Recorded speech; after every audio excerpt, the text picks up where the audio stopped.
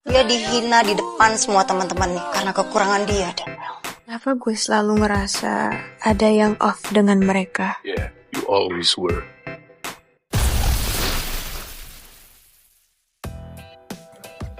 Sepertinya sinetron asmara Gen Z ini layak dinobatkan jadi rajanya plot twist yang bukan cuma mengejutkan, tapi juga pinter banget bikin suasana makin chaos, huru-hara di tiap dialog yang bikin blunder untuk masing-masing pemerannya. Dan ya, buat kita penuh tanda tanya, mau dibawa kemana sih alurnya? Oke ya, di malam itu saat Vicky dan Jolina tertidur lelap dengan masker masih menempel di wajah mereka, suasana justru berbanding terbalik nih dengan Raisa yang terlihat tenggelam dalam pikirannya sendiri. Bukan sekedar sedang overthinking biasa, tapi lebih kerasa curiga yang pelan-pelan numpuk tentang beberapa orang yang menurutnya seakan punya sisi aneh yang gak pernah benar-benar kebuka. Tapi pertanyaannya, siapakah mereka yang sebenarnya ada di kepala Raisa? Apakah itu tentang Mohan dan Zara? Atau tentang keluarga Alferik semuanya? Atau justru benang kusut di hubungan Fatah dan Zara?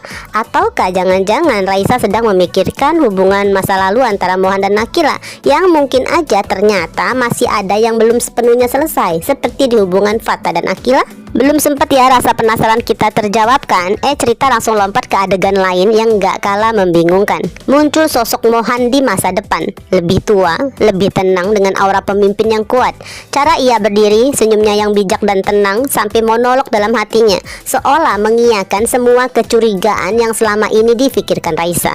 Awalnya ini terasa seperti flashback ya guys, bahkan sempet dong bikin kita mikir apakah ini cerita tentang Opa Alferik di masa silam, karena ceritanya kan vibe Opa dan Mohan itu mirip banget. Tapi makin lanjut justru terasa kebalikannya.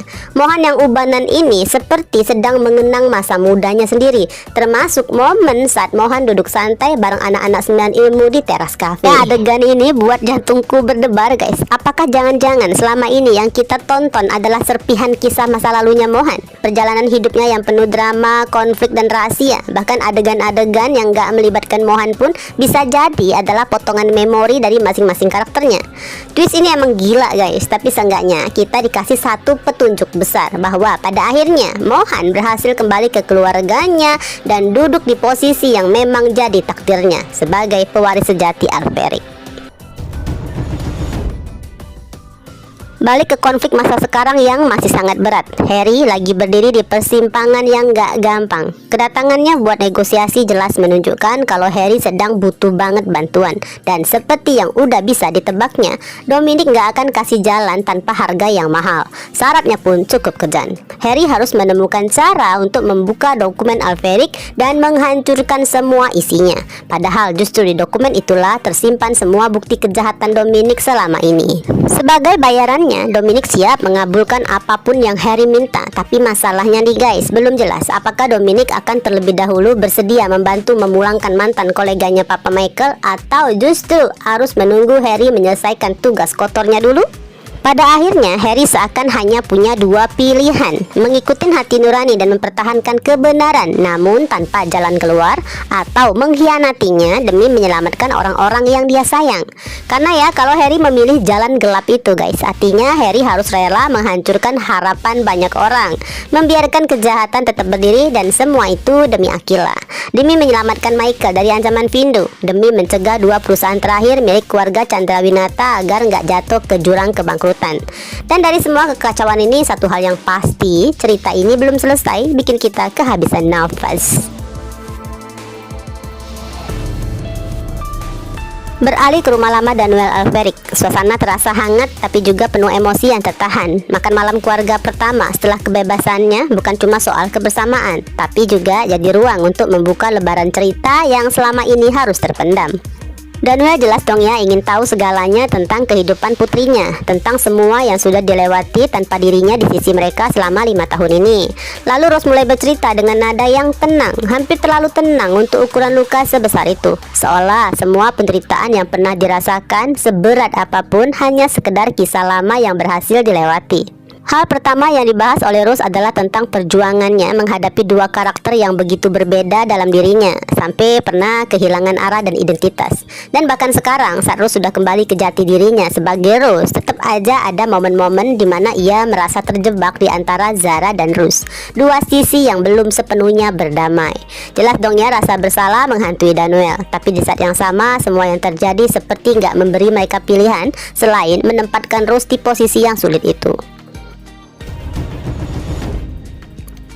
Topik bergeser tentang Fatah. Danuel penasaran guys, wajar aja sih. Apalagi terakhir kali Danuel sempat menyarankan pada Rose untuk sebaiknya jujur soal kekurangan genetik keluarga mereka. Nah, seketika suasana jadi canggung. Baik Rose, Mohan, dan Mama dia saling pandang, bingung harus mulai dari mana. Pada akhirnya barulah Rose menjawab seadanya, menggambarkan Fatah sebagai cowok yang baik dan gak mempermasalahkan kekurangannya.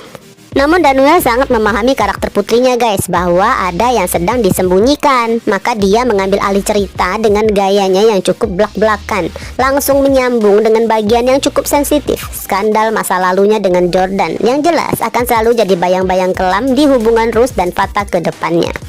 Ironisnya ya, dia seakan merasa semua keputusan yang ia ambil dulu adalah seharusnya yang bisa ia lakukan saat itu. Bagi dia, soal bertahan hidup menurut versinya, dunia hanya akan menghina saat kita jatuh, dan dunia seakan iri saat kita bahagia. Ucapan dia ini malah buat Danuel, Rose, dan Mohan memilih diam. Bukan setuju, tapi lebih ke lelah untuk berdebat. Hingga kemudian guys, tanpa ragu dia menyinggung soal kemarahan Amanda yang gak merestui hubungan itu karena kekurangan genetik keluarga Alveric. Spontan ya Rose menegur mamanya, sekaligus mencoba menenangkan Papa Danuel. Rose memastikan semuanya bukan lagi masalah besar. Bukan karena mudah, tapi karena Rose sudah belajar menerima. Bahkan soal Fatah, Rose memilih menghargai keputusan Tante Amanda, apapun itu. Perlahan nih, emosi di wajah Danuel pun mereda. Danuel masih ingin mendengar lebih jauh ceritanya dan berlanjutlah ke masa ketika Rose yang saat itu masih menjadi Zara memilih kabur dari rumah. Trauma dan rasa bersalah setelah insiden episode 40 membuat Zara lebih memilih hidup di jalanan daripada tinggal di tempat nyaman yang justru menyesakkan. Di momen ini Rose tetap bercerita dengan nada tenang guys, seolah nggak ingin dikasihani dong. Tapi buat Mohan, mendengar potongan kisah itu aja udah cukup bikin dadanya sesak. Mohan teringat momen di teras cafe saat itu. Harry bilang Zara hilang dan mungkin ada di rumah saudara. Sekarang rasanya seperti itu adalah kebohongan yang menyesakan. Padahal ya saat itu, andai Mohan tahu yang sebenarnya, bisa aja Mohan minta tolong ke semua teman untuk ikut mencari Zara. Tapi Harry berpikir lebih jauh lagi, karena kan Zara bukan hilang, tapi sengaja menghilang. Dan orang yang kabur biasanya justru makin menjauh kalau dikejar. Sebagai saudara laki-laki, rasa penasaran Mohan pun makin dalam nih. Ingin tahu apa aja sih yang Zara alamin saat itu. Apakah ada yang menyakitinya? Apakah benar-benar Zara sendirian? Membayangkannya aja udah cukup bikin hati Mohan takut guys. Bahkan sedikit merasa bersalah. Karena di masa itu, Mohan sempat begitu marah ke Fatah karena mengira Fatah lebih peduli tentang Zara daripada Akila. Padahal kenyataannya, selain Fatah hanya ingin mengabarkan ke Harry, juga emang saat itu situasi Zara cukup memprihatinkan di jalanan. Berbeda dengan ekspresi Mohan, Danuel justru terlihat lebih tenang, seolah Danuel percaya dalam kondisi paling terdesak, jiwa asli putrinya akan selalu menemukan jalannya keluar. Dan memang sih, meskipun saat itu masih menjadi Zara, trauma di kejadian sekolah sempat membentuknya menjadi lebih berani. Sayangnya, keberanian aja nggak cukup. Saat Zara tidur di emperan, Zara bahkan nggak sadar dompetnya dicuri seorang pemulung. Uang hasil jual HP-nya lenyap begitu aja. Maka keesokan harinya, Zara harus menahan lapar dan sakit mahnya kambuh tanpa punya pilihan. Di alur cerita ini sedari awal ya, hidup Zara memang terasa sangat kejam. Berulang kali dirinya difitnah, dihina. Tapi ironisnya banyak yang justru menganggap semua itu pantas. Seolah deretan penderitaan Zara adalah karma yang gak ada habisnya. Hanya karena dulu di masa asrama Zara pernah mendapatkan perhatian dan bantuan dari Fatah, si duta empatinya yang berlebihan, yang saat itu masih berstatus pacarnya Akila. Sepertinya ya kalau dipikir, mungkinkah hidup Zara akan jauh lebih tenang kalau sejak awal nggak pernah dipertemukan dengan Fatah? Tapi di sisi lain, tanpa kehadiran Zara, apakah cerita ini akan pernah ada? Karena pada akhirnya semua alur tetap berjalan sesuai kehendak sang penulisnya.